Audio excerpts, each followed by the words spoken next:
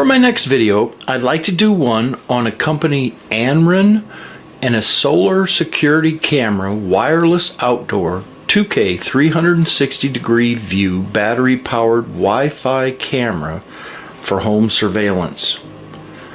So let's go ahead and start our unboxing here. And we have some of the highlights: micro SD, two-way talk, Wi-Fi compatible, 2.4. Remember that when hooking it up, 2.4.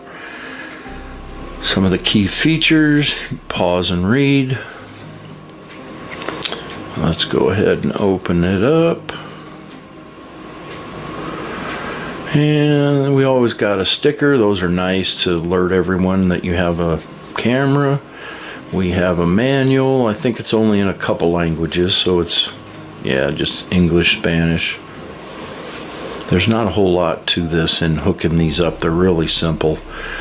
And it's a integrated solar panel with the camera, so that's kind of neat. It's not separate, that you have to hook up the solar panel separately.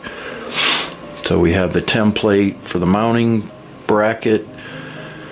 This is the actual mounting bracket that you put it on, clips in, bam, and you can hook it right into the wall or whatever you're going to hook it to.